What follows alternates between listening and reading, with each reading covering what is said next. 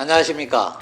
아름다운 세상 원장 주창기입니다. 여러분, 보톡스 맞기 전 꼭 이것만 보고 가십시오. 그러면 보톡스 시술에 필요한 모든 정보는 알고 가시게 되는 겁니다.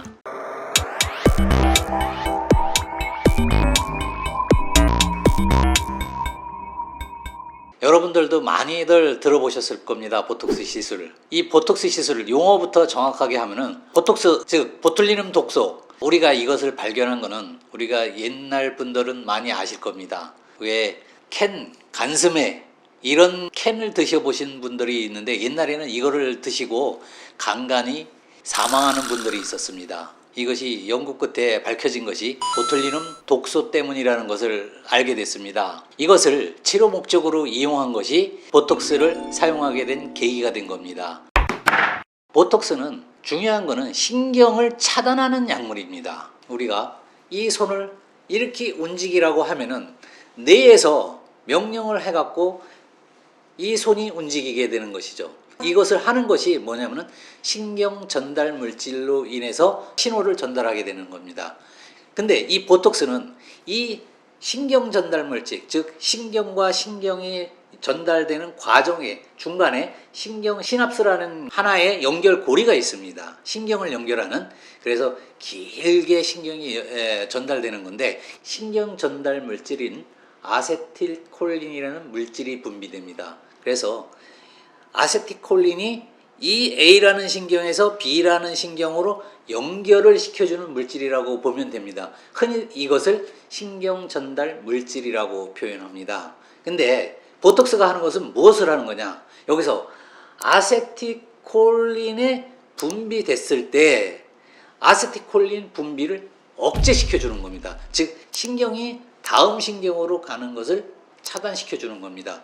이 과정을 이해하는 것이 굉장히 중요한데 그거를 그림으로 설명을 드리겠습니다. A라는 양을 요만큼 얼굴에 놨을 때는 요만큼 범위에 대해서 작용을 합니다.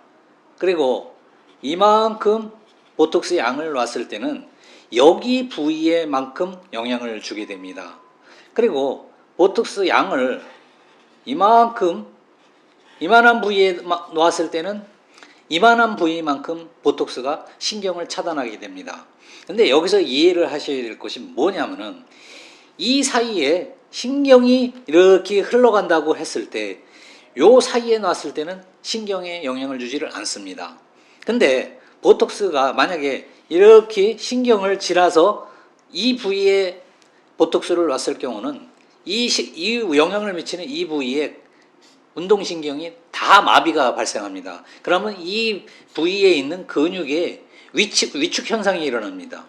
즉, 이 영향을 미치는 이 부위는 점점 주름도 소실되지만 근육 사이즈도 줄어들게 되는 현상이 발생하는 겁니다. 그리고 이렇게 사이드에 신경이 있을 경우 만약에 주사 부위가 여기인데 이 정도까지 퍼지는 용량을 놨다라면 이런 경우도 마찬가지로 이 위에 부분에 영향을 주게 됩니다. 그래서 이 부분에도 신경이 차단되게 돼서 영향을 주게 됩니다. 그래서 보톡스는 어떤 양을 얼마만큼 주입하는 것이 굉장히 중요한 부분입니다. 그래서 적은 양을 정확한 곳에 놓는 것이 보톡스 시술의 핵심 포인트입니다. 이마에 보톡스를 놓는 경우에 두 가지 중요한 신경이 있습니다.